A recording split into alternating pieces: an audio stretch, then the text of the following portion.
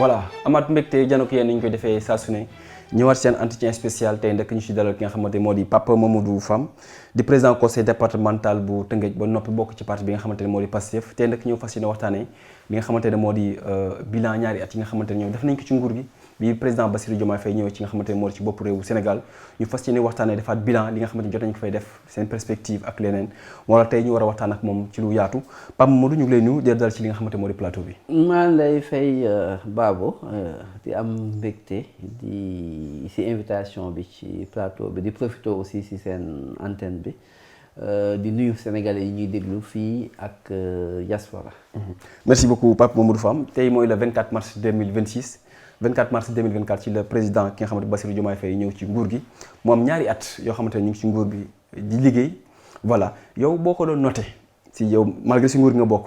boo doon noté ki nga xamante ne moo jëf ci ngeen xam jëf ci ngeen fi jot a def ñaata nga leen doon noté. dama leen di noté sérieusement en parler 10 sur 10 parce que nag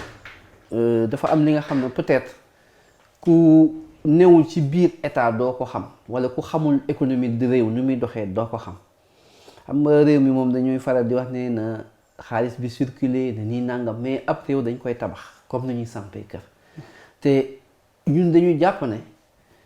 nit ñi dañu doon def taf yëngal mësuñoo teg base dëgg li nga xam ne mooy tax réew développé parce que réew pour mu développé dafa am nu ñuy doxee te ni muy doxee moom noonu tant que réew mi tegoowul noonu mënuñu dégg développement loolu nag day naqaree dégg te mooy dëgg maanaam dama si jox exemple dëkk suy dox te développement ya mu lépp rek def ay infrastructure mënul tax ñu ne développement newul ci loolu ab développement réew xam nga mooy lan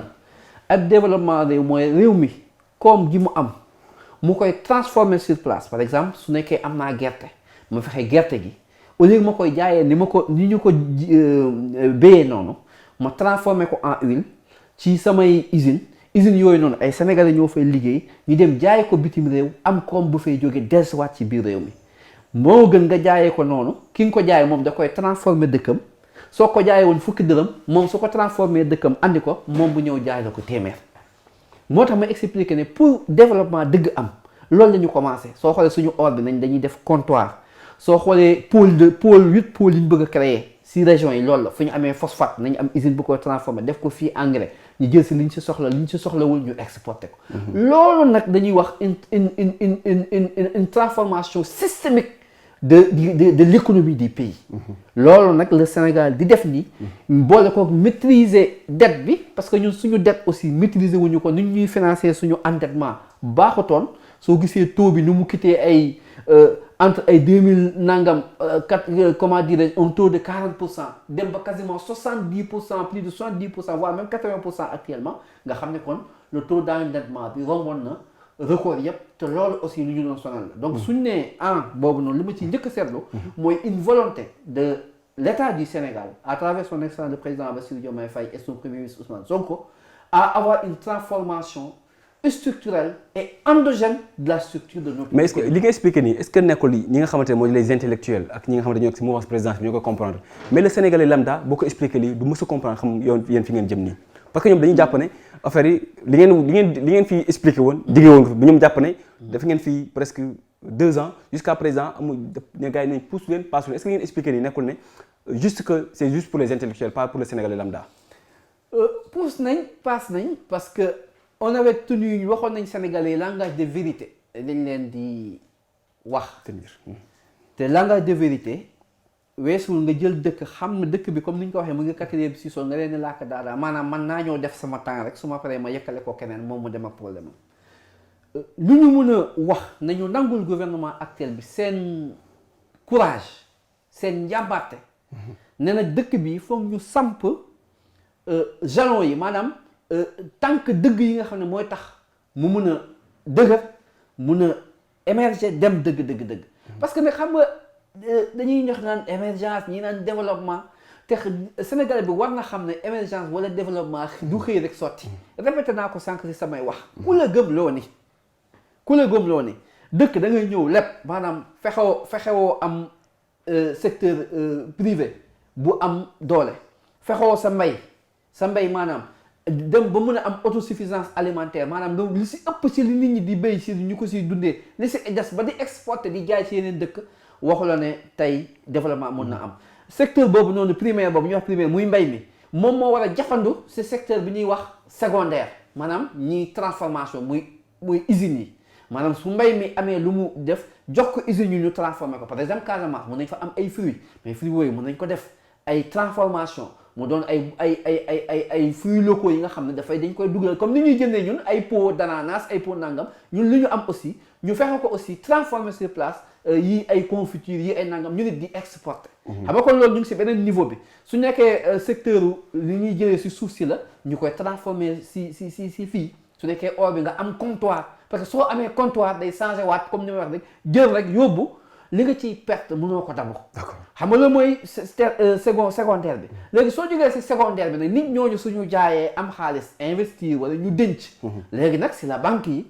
assurance yi ak yooyu noonu commencé ñoom it dans un second niveau ñoom it liggéey donc ñetti mbir yooyu soo articulé wul maanaam ab réew góorgóorlu ci dëgg ba liggéey ci donc su waxee développement maanaam. tàppale day ñëw mais foofu tamit yéex na trop ci ñetti secteurs yi nga xamante ne lim nga ko ci. mais jusqu'à présent ñu ngi gisaguñu les Sénégalais gisaguñu nga xamante ne mooy les résultats li nga expliqué nii. ñun nag ñu ngi dem à grands pas xaw ma ndax gars yi bàyyi nañ ci xel wala bàyyiwuñu ci xel dama lay jox exemple ñun si secteur ba ma nekk xam nga man collectivité territoriale laa yor. 8 pôles yi ñuy wax ne mooy jëmmal fi ñu jëm mooy 8 pôles yi nga xam ne dañu naan maanaam suñu fàttalee Sénégalais yi. mooy dañoo ne Sénégal dañ koy def ay pôle maanaam ay zone yi nga xam ne si aada xam nañ leen xam nga par exemple soo ne bassin arachidier fañ dañ doon def gerte ñëpp dañuy xalaat Kaolack par exemple soo ne zone de forêt am bois am nangam da ngay faal Casamance par exemple soo ne ay industrie wala nangam zone côtière wala nangam da ngay xalaat le nord Saint-Louis wala nangam léegi kon zone bu nekk am na lu mu mën a apporter Sénégal léegi zone bu nekk dañuy fexe mu doon pôle industriel maanaam yor benn économie bi nga xam ne dafa adapté si moom te 8 pôles yooyu noonu su ma xoolee collectivité territoriale def nañ daje yëpp si région Sénégal yëpp 14 régions ñu nag ministre bi chaque thématique bu nekk débattre nañ ko yóbbu nañ ko ba def synthèse bi ba récemment motul sax 2 semaines lañ daje woon fii génn ne léegi liggéey boobu ñu liggéeyoon yëpp nag pour jëmal ko ñu ngi ko war a jëmmal président de la République pour opérationnalisation maanaam lan lañ ci téye li nga xam ne moom moo koy jëmmal léegi pour ñu commencer ko mais liggéey boobu il fallait le faire 2 ans yi nit ñi tooguñ 2 ans yooyu noonu liggéey boobu amoon na 2 ans boobu soo xoolee bu baax premier ministre wax na ko Sénégal un peu partout ñu ngi commencer suñu ñu ngi dem marcher vers la création de comptoir soo xoolee yenn industrie ci pôle yooyu noonu effectivement industrie yi ñuy waajal yi nga xam ne de transformation la maanaam du ñu jël suñu matière première rek jël rek yóbbu ñu ngi koy jëmmal ci mais gisoon yow li nga fi expliqué yëpp mën nañu jàpp ne c'est juste des promesses mais Sénégalais li ñu xaar mooy les résultats Mamadou Fam malgré cette difficulté xam nga ne bañ jëlee réew mi structure des prix wàññi nañ ko malgré dans l'urgence xam nga dafa am li nga xam ne soo jëlee réew dafa am li nga xam ne da nga koy def dans le moyen terme maanaam dans l'immédiat am li nga xam ne c'est dans le moyen terme am li nga xam ne c'est dans le long terme gouverner aussi c'est prévoir bu leen fàtte ne ñun Pastef ñun ñoo waxoon ne réew mi depuis 60 ans ni ñu ko téyee baaxul depuis indépendance yi duñ sax dellu ci ginnaaw ndax suñu ko jëlee colonisation jël esclavage maanaam ñun ay siècle sax la ñuy wax ne mosuñoo jëfandikoo dëgg li suñu réew ba mën ko yóbbu fu sori ñu jël ko fan ne am nañ indépendance ñu noot ñu ba tey maîtriser wuñ dette bi dañoo lebal te ku la àll bët war na fi ngay xool donc dette bi maîtriser wuñu ko dañu doon lebal FMI dafa duggoon suñu économie des fois nga bëgg a subventionner sax sa agriculture wala sa mbay mu ne la doo ko donc ñun ba ñëwee xam nañ ne 60 ans yi ñu dund fii développement bu na ci am baaba mënuñoo ñëw nag ñu ne 2 ans yaa ko waxee sa bopp 24 mars 2024 24 mars 2026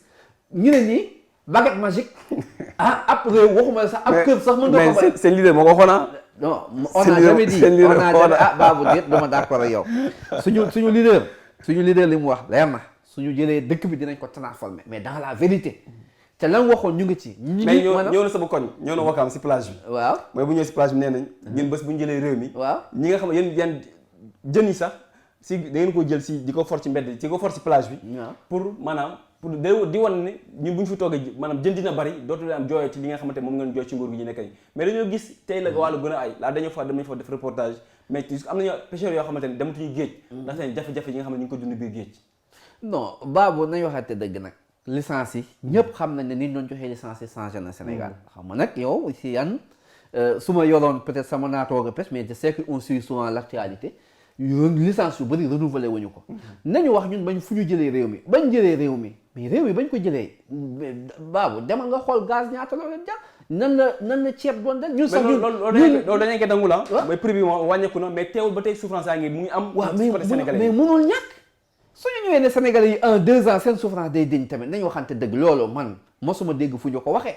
ñun sénégalais yi li ñu leen gëmloo te wax leen ko 60 ans lañ fi toog de marasme économique demuñu fenn ñu gëm leen ne réew mi day moom boppam dañu am souveraineté te acte yu ñu posé war na ne ñu ngi moom suñu bopp tey bañ fi ñëwee est-ce que amati na base bu tubaab fii si kii loolu rek acte bu fort la depuis benn président mosu ko fee réussir te président bu nekk mos na yàgg di wax naan damaa fi jëlee nii dama fi jëlee nii kenn réussir ko on l'a réussi c'est un premier pas tey financement bi nga xam ne dañoo waxoon ne banque mondiale moo ñuy financé wala FMI moo ñuy financé du ñu wax fan ngeen di jaar yéen ñëpp nangu ngeen ne Sénégal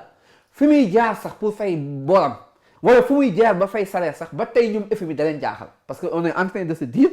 comment avec gap bi ñu am comment nous arrivons à même honorer la dette et à fonctionner et le Sénégal le fait parce que wax nañ ko dañoo diversifier suñuy moyens diaspora bon yi waa diaspora ñu ngi ciy jàpp finance islamique mu ngi ci jàpp finance communautaire mu ngi ciy jàpp fonds propres des Sénégalais de l'intérieur mu ngi ci jàpp ak levée des fonds ci marché sous-régional bi mu ngi ciy bokk de telle sorte que ñun ñu ngi bañ toujours parce que dañu ne nit ki moom soo demee ba mënaloo sa bopp foofu la nit ñi di xaaree fi la mën a koñee pour imposer li nga xam ne soo koy continuer di def doo mën sa développer parce que nag économiste yi am na benn économiste américain bu am solo bi doon wax naan développement sous-développement dafa am parce que développement dafa am ki développé am na fu mu lay téye pour bañ mukk doo développé fam lay téye nag day am fa mu koy jaarale te man jàpp naa ne structure yi ñu fi teg tubaab yi moom ko lu si ëpp dañuy wax rek mais développement bi dëgg-dëgg su nekkee si ñoom dañu basé wu mënuñu ko am développement daal mu ngi commencé soo amee une souveraineté économique endogène sa économie di financer boppam bu xam sa bopp nga valoriser li nga am mais doo ko tayle doo ko jaay léegi nag loolu foog ñu ànd muñ tuuti foog ñu ànd mu metti tuuti léegi nag loolu suñ ko waxul sénégalais yi waxuñ leen li am et je pense que loolu tamit comme ni ñu koy waxee tam damay exhorter état Sénégal nit ñi aussi soo leen wax ñu muñ comme ni ñu koy def nañuy gën a serrer la ceinture li nga xam ne peut-être mën na def sujet ñu jàpp ne nguur gi muñul fii wala dara des fois nga dégg ay coow li nga xam ne Sénégal bi peut-être mën na jàpp ne ñoom ñu ngi muñ ne muur bi gën a ñu gën a defaat effort ci rationaliser aussi mais gis l'argent du contribuable mais gis nañ ñi nga xamante ne moo di éducation bi jàngale bi gis ngeen ak ñi nga xamante ñoo di wér-gu-yaram bi ñoom ñaari secteur yëpp ku si nekk man def nañ seen préavis de grève di waajal li nga xam ne yëngu-yëngal gis nañ démb sax waxtaan nañ ak ki nga xamante mooy ministre de l'emploi mais gis nañ ba tey amuñu satisfaction si li nga xamante moo di seen ay bëgg-bëgg te ñàkkul si fan yi di ñëw le 31 mars bi di ñëw lañu fas yéene commencé li nga xamante moo di seen ay grève jusqu'à présent parce que toogoon nañ ak le premier ministre dem fi nga xamante moo di grand théâtre ak tous les syndicats waxtaan ak ñoom pour maanaam aplanir li nga xamante moo di jafe-jafe yi mais juste boobu ba tey ñu ngi doon xaar di déglu ñi nga xamante moo di nguur gi mais dañoo jàpp ne nguur gi dafa leen tënk xam lu leen digoon jusqu'à présent maanaam tegagul seen loxo nguur gi mu ngi def li mu mën ndax incidence yi mu am rek ci li mu bàyyi en termes de comme on le disait les décisionnaires parce que décisionnaire mooy ki nga xam ne âge am dafa dem ba passé doonul kii loolu incidence bi mu am le premier ministre l'a rappelé à l'Assemblée mais c'est à coup de milliards dëkk bi amul xaalis il faut qu'on soit patriote man mii jàngalekat la mais tey suñ ko waxee rek dañuy naan parce que il est de l'autre côté que tey mais yàlla mi ma tiim xam na ne soo nekkee foofu sax ngay door a comprendre que des fois muy ñun muy les autres dama koy waxee foofu ils ont fait des efforts il faut nag à un moment donné qu'on se tienne un langage de vérité ñoom muy ñu dégg dëkk bi naan ñu ngi ci en déficit budgétaire mënuñu dégg ñu ne en défaut de paiement on l'a échappé de justice ba tey sax banque mondiale wala ne mu ngi naan nan la Sénégal def ba fay c'est pas quel mécanisme on est arrivé à ne pas fi ñu doon xaaree yegguñu fa mais vous pouvez pas être dans un pays comme ça et se dire patriote aussi comment dire faire partie de l'intelligentsia maanaam borom xel yi borom xam-xam yi nekk ci ab dëkk te mënoo comprendre il y a un moment où on doit être solidaire et accompagner l'action du gouvernement ak moment bi nga xam ne nag mën nga jàpp ne mën nga laaj ndax syndicalisme aussi dañ ci d'accord. kon da nga jàpp ne corporation bi nga xam ne laaj jamono ji li nga xamante moo di seen yelleef. muñ ñu jël li leen jox parce que am na lu leen jox tamit baabu dañ waxante dëgg ñun waxuñu defuñu démagogie man je ferai pas dans la démagogie parce que je fais partie du corps soo amatoon li ma am na li ñu leen nangul à coup de milliard wax naa la ko am na li ñu leen nangul ci ñun ñëpp xamoon nañ ne DMC direction de la monnaie et du crédit dafa bloqué woon benn moment sax léegi lañ commencé di fay normal nit ñi ñu ngi jot seen DMC li may wax waxuma ko parce que je fais partie de kii tey revendication bi ñu doon wax pour décisionnaire yi nekk si enseignement bëri fi nga xam ne ñooñu suñu demoon retraite daanaka duñu jot dara mais loolu état bi d'accord nangul leen ko ñëpp mu dugalaat leen dans un système ñu doonaat ay fonctionnaires te ñaata yoon lañ ko demandé ils l'ont demandé à combien d'état état bu ñëw ak li ngay séddee ils ont fait 2 ans ils ont accepté des choses mais tamit faire du syndicalisme mooy jël nangu jël dara dàqa yeneen revendication pour plus tard en fonction du contexte par pur patriotisme parce que ñoom c'est des intellectuels li fi dekk man du man maa leen koy wax ay borom xel lañ kenn mënu leen bañal tamit ñu def des revendications ji loolu il faut que ñu xam ko ndax nag corporation boo gis jàngalekat kenn fayu ko ndax yow tey soo toogee fi nga toog di wax li nga wax ak xam-xam ba ngay wax parce que da nga jaar si ñoom ba pare man su ma toogee di wax di nangam na parce que dama jaar si ñoom donc là ne se trouve pas la question c'est une question de patriotisme c'est une question d'opportunité à un temps T est-ce qu'on doit aider ce gouvernement-là véritablement qui est sur la bonne voie à sortir le Sénégal de ce cycle de marasme économique qu'on a connu depuis 60 ans. Et personne n'est plus patriote que les enseignants et les personnels de santé. Man gëm naa ne il faut se raviser dinañ xam véritablement fan la réew mi nekk dinañ ci jàpp. wax nga ko nee nga maanaam nañ muñ parce que yàggatu peut-être xëy na li si kanam mooy dàq. mais bu ñu gisee parce que gis nañ barki démb ki nga xamante moo di le député l'honorable député Guy Marius Sagna wax ne état bi nguur gi ñu ngi wax na gars yi seere li nga xamante moo di la ceinture mais ñoom boo gisee li nga xam ne moo di seen train de vie ak ñoom li ñuy wax c'est diamétralement opposé yow ban réponse ngay dellu ci li nga wax parce que Sénégalais ñu ngi dafa jàpp ne Sénégalais yaa ngi souffrir alors que ñi nga xamante moo di élite bi ñi jiite réew mi ñoom ñu ngi ni seen gundaan naat wax naa ko sànq si sama biir wax ne on peut faire des efforts parce que on continuera toujours waxuñu ne nit quand même un président de la République wala un PM wala boog ñi nga def ay nombre tànk mënuñu doon aussi jox leen ay mission de service public ba pare def leen ay baadoo la mënul nekk ndax nag foog ñuy dem seeti seen moom l'essentiel man nañu nekk ci njëriñu askan bi maanaam la ñuy dox na nekk en adéquation ak lay jariñ askan bi loolu mën nañ ci ñun ñëpp d'accord sur cet état de fait Sénégal lu mu def tey mais su ko gouvernement yu bëri defoon en termes de transparence mais kenn waxatu ko parce que tey on a centralisé au niveau de la primature bépp ministère bi nga xam ne da nga def appel d'offre wala da ngay def nangam fa lañ koy jaaree ñu xool structure prix yi nga def en adéquation avec la réalité du marché su ëppee mën na am surfacturation ñu delloo la ko su nekkee normal na ñu jaarale ko mais cet effort de rationalisation cet effort de centraliser les missions tey kenn mënatul a jóg rek benn ministre ne damay dem mission dagal sa bopp nombre de jours dagal sa bopp ay prime dagal sa bopp ay nangam tout ça a été centralisé loolu du ay volonté de rationaliser nañu waxante dëgg aussi quand Guy Marius l'honorable député Guy Marius dit il faut aussi saluer les efforts qui sont en train d'être faits ba pare nag nga ne nag maa ngi leen di gën a ñaax ngeen gën a góorgóorlu ci loolu que su ngeen ne nit ñi mun leen nañ koy gën a gis si yéen te man loolu laa d'accord moo tax sànq ma ne on voit les efforts qui sont faits par l'État du Sénégal en termes de rationalisation ndax kenn déggu fi scandale bu am solo te au bout de 2 ans si régime yu fi passé yépp ils ont fabriqué des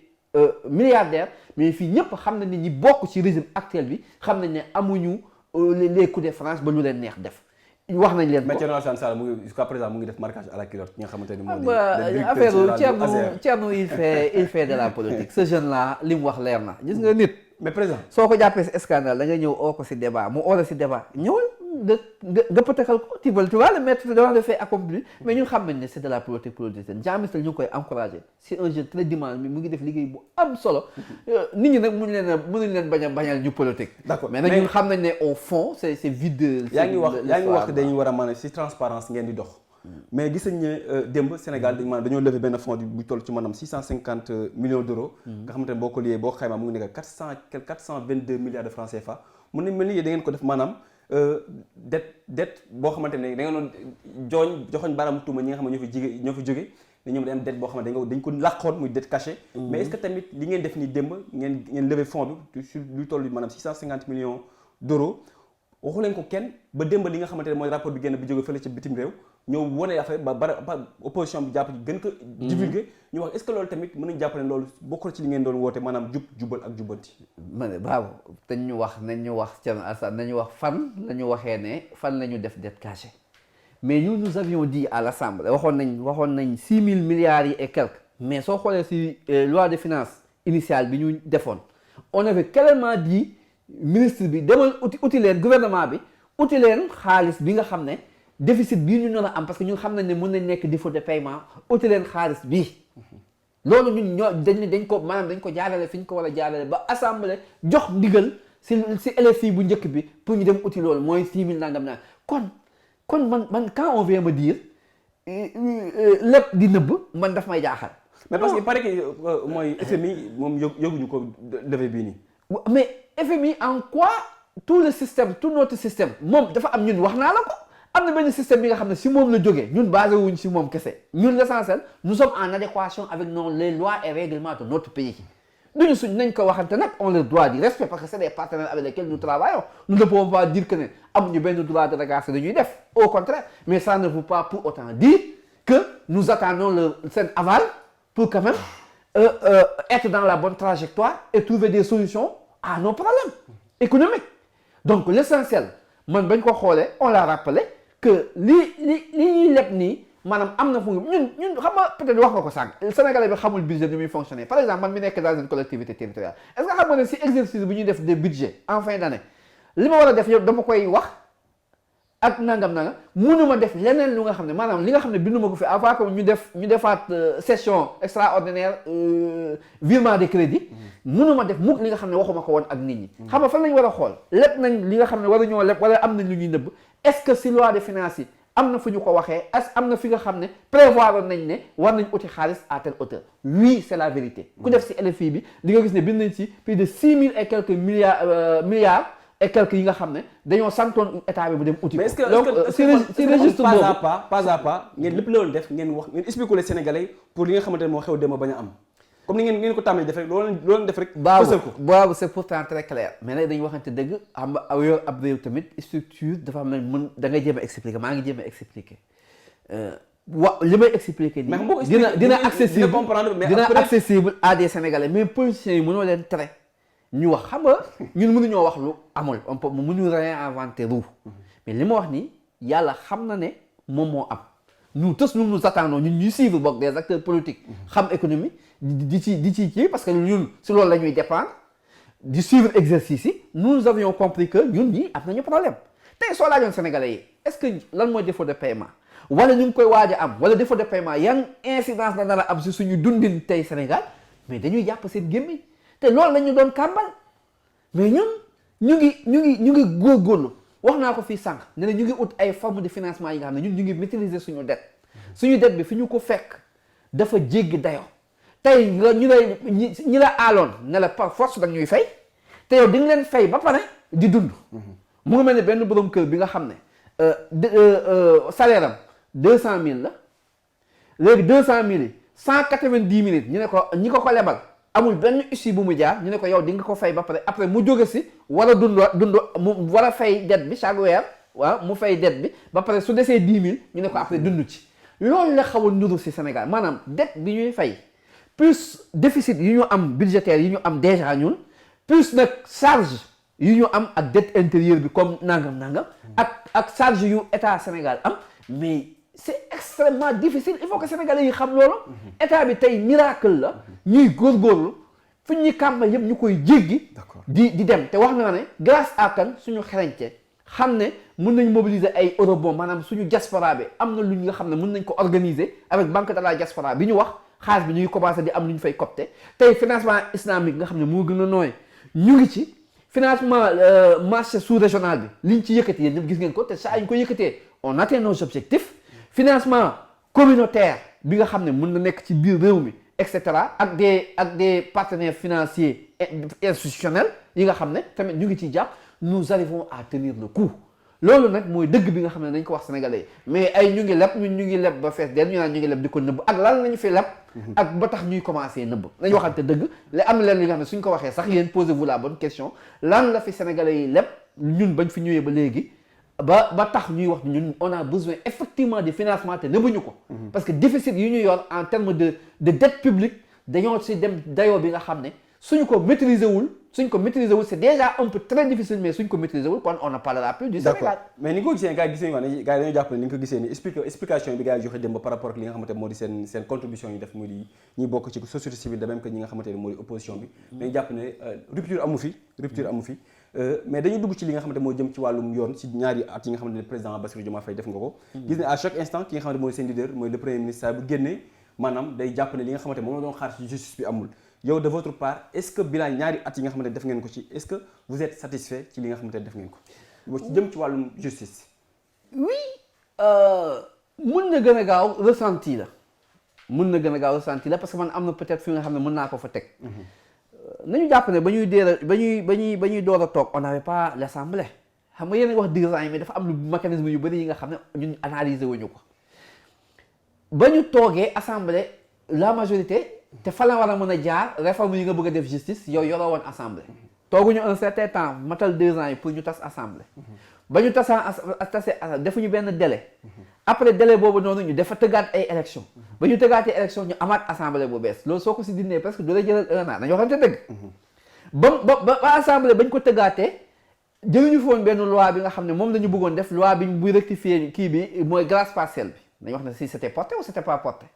malheureusement ni ñu ko bëggee woon def parce que dañoo ne woon aspect crime de sang yi moo ci gënoon am solo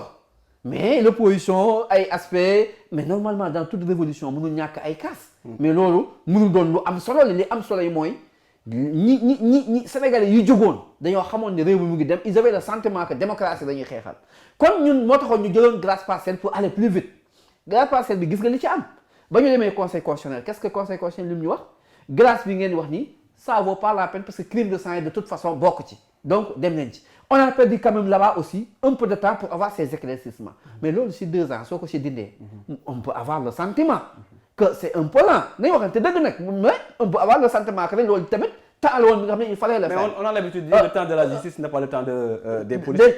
dëgg la mais terewul ma ne du ma am comme le Sénégalais lambda parce que soo ko waxee dañuy fel ne yow de deelewoo yow de nangam ne mais nous avons ressenti ça dans notre chair dans ce département là on a eu plus de 35 prisonniers ñun ñoo leen yoroon yor seen kër ñi ci bëri ñun ñoo doon jox parce que xam nga prison dafa metti ñun ñoo leen doon jox dépense li ma lay wax nii ñun on l'a ressenti dans notre chair fii Tëngéej foo dégg commando yi ñu wax forces spéciales ils sont tous quasiment des Rufisquois lu leer laa la wax quand on a parlé de forces spéciales c'était Yaya Cissé Tëngéej Mor Gueye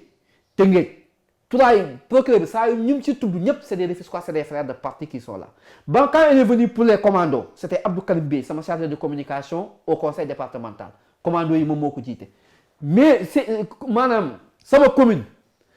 bi nga xam ne man maa installé cellule première cellule bi fa am kii nii le coordonnateur Baba Mbaw c'était lui aussi commando moom la jiite ñaar ñooñu lañ doon ëpp lañ doon tudd kon soo xoolee bu baax ñun ñoo amul benn département si cette siège bi laa ko bi nga xam ne PNS tribu yi maanaam ñi ci gën a am sanction yi nawoon gën a metti Tëngéej lañ jógee kon buñ ñu wax ne li may wax nii maîtriser li may wax nii waxuma ko parce que dama bëgg a défendre des choses non ñooñu ñëpp xam naa ne dans leur chair dans leur fond intérieur mais ils l'ont vécu wa je parle même pas des morts donc ñun maa ngi exhorter le gouvernement à faire parce que rek li may wax nii toog naa ak président de la République mu wax ñu dégg mu ne actuellement enquête yi mu ngi dem il a plus d'une centaine de dossiers déjà yu commencé nekk ci taabalam te gars yi ñuy continuer des enquêtes li mu wax nii télé laa koy waxee ça va aller président moo ko wax suñu nopp ñun ñu dégg du intermédiaire du kenn ñu ngi toog parce que n'oubliez pas qu'on a été invité au palais pour un ndogu c'était nous les députés y compris les maires et PCD j'étais si ndaje bi mu wax ne question bi nga wax nii préoccupation waa Pastef la aussi waxuma la sax état préoccupation député yi la ñun ñëpp bañ jëlee kàddu dañ ci dellusi président xam ne c'est vrai on peut être impatient mais nag moom il est là pour protéger personne mën nañ ko ne yéex na mais déjà les choses se décantent ndax nag dossiers yi ñu ngi commencé yegg si enquêtes yi ñu ngi dem donc ñu leen di exhorter rek may profiter aussi li nga wax di exhorter encore l'état du Sénégal xam ne effectivement dans le ressenti ki ñu tooñ wala ki doomam ñàkk doomam te xamul circonstances yi mënul am patience. C'est tout à fait normal que les gens aient l'impression que mbir mi yéex na. mbir mi yéex na mu nekk li nga xamante mooy la dernière question mooy li est-ce que mën nga jàpp ne dualité bi gars yi di wax au sommet de l'État existe na yow mën nga ko considérer ne loolu lu am la ci diggante yi nga xamante il y a un problème politique. Il y a un problème politique idéologique effectivement au sein de Pastef ñun toog di ko weddi ça être faire preuve de mauvaise foi mais comme je l'ai dit j'appelle ces frères de parti avec qui on a cheminé pendant des années xam ñaar ñëpp liggéey ak ñaar ñëpp au nom du projet au nom de ce qu'on a vendu aux Sénégalais à faire preuve de grandeur parce que nag nguur alalu jinne la te dëgg la mais nag comme ni ko président Sonko doon waxoon du maanaam le pouvoir n'est pas une fin en soi comme il nous le disait même des fois quand tu sens que lii am na li nga si d'accord moo ko le président Diomaye aussi moom mi nga xam ne dañ ko dénk le projet moom moo am chance téye ko am na aussi il doit faire preuve aussi comme li ko Pastef wax xam naa ne ñoo bokk idéologie bi moom le président le premier PM ñu fexe jéggi loolu pour l'intérêt suprême du pays sentiruñu ko ci liggéeyu état ça je le dis mais politiquement xam nga ne sentiruñu ko parce que ñoom ñaar gisoo fa divergence bi nga xam ne extrême na ba am fa bloqué wala am fa demul wala mais les institutions fonctionnent la vision fonctionne mais dama bëgg pour dalal xelu Sénégalais yi gën a wane ne projet bi dina dem ndax ay adversaires am dañoo bëri ay ennemis am dañoo bëri ñoom ñaar ñu def waat benn bopp. mais disons ni politiquement le président Diomaye war na leen ginnaaw avec sa coalition. man je continuerai à militer et à croire que jàmm dina am je connais man laa wax de pas forcément parce que nag nit ki da ngay dund ak ñoom parce que man dama ne après avoir vécu ay juróom-ñaari at 8 ans avec ñoom nekk ci parti bi bâtir ko ñu accompagner ñu. da si gox-goxaale bañ ko teg am naa droit gëm ne am naa yaakaar man je peux pas être pessimiste à ce point de dire que parce que nag politique. lu nekk gis nañ ko fi. dañu waxante dëgg. moo tax ñu grands politiciens dañuy wax naan faut jamais dire jamais. Il y a un souci on le reconnaît on parle même de cohabitation douce que ce soit lu ñu mënti wax. mais man dama leen exhorté voilà mais dama leen exhorté parce que comme ñoom ñaar ba tey ñu ngi cohabiter. parce que su fissure dëgg amoon. le président aurait pu dire que il ne va plus cohabiter avec le PM. du dëgg. PM bi aussi mënoon na wax ne ma ne dootuma liggéeyal président bi ndax liggéey mais ñu ngi cohabiter. ça veut dire que ne yaakaar mën na am. donc je ne veux pas dire que ñii dem nañ rek mais c'est vrai que les actes yu ñuy poser. souvent dalul xel. te ñoom ñaar gëm naa ne ñoo bokk fu ñu jëm. nañu waxtaanaat taire les divergences idéologiques pour le grand bien de notre projet. maa ngi remercier le président Papa Mamadou Fam di président conseil départemental di la bàyyi ngi rek. nga mën a def le mot de la fin ak ñi nga xamante ne di la remercier tey ci ñëw fekk suñu vraiment ci suñu sphère laa mën a wax pour jàllale ay wax yu am solo peuple bi acte 2 bi acteurs yi war nañ ci wax ndax ñun la ñu dénk nag si gox-goxaat yi ndax nag état collectivité ñooy réceptacle ñun suñu waxee tamit day tax ñu xam lan la ñuy dund ci gox-goxaat yi nan la ñuy dundee affaire yi di la remercier si loolu am na solo di la encourager si liggéey bi très professionnel wax dëgg yàlla ba ñu nekkee ba léegi liggéey bi day jaar yoon te xam naa ne baat yi ngi fi wax yëpp mooy li ma xam ne su ma de wàccoon si mbedd mi moom la ma waa mbedd mi di laaj ndax waa mbedd mi lu ñu bëgg a xam mooy ñun ñu dénk ndax ñu ngi si seeni soxla am na lu ñuy dégg question yi nga leen di jàllale dina leen neex trop réponse yi ci andi yaakaar naa ne dina satisfaire une bonne partie tamit si li ñu bëggoon xam leneen li nga xam ne ba tey doyul à tous les niveaux aussi que ñeneen ñi dinañ ci rapporter ay réponses yi nga xam ne dina gën di leer en fonction ku nekk li ñu la dénk dëgg merci en tout cas de nous avoir interviewé et bien des choses encore si ñuy seetaan ci à travers votre antenne. merci beaucoup Papa Mamadou Fam moo nekkoon tey suñu gan ci entretien spécial bi moom nag moo nekk président conseil départemental bu Rufisque bokk ci parti bii di Pastef di leen remercier yéen ñi nekkoon seen kër doon seetaan li nga xamante ne moo di entretien bi di leen jox rendez-vous très prochainement di jaajëfal ñi nga xamante ne suñu ay techniciens di Kébé ak ki nga xamante ne moo di Issa Pouy ak ki nga xamante ne moo di suñu le grand technicien di Modou Cissokho jaa ngeen jëf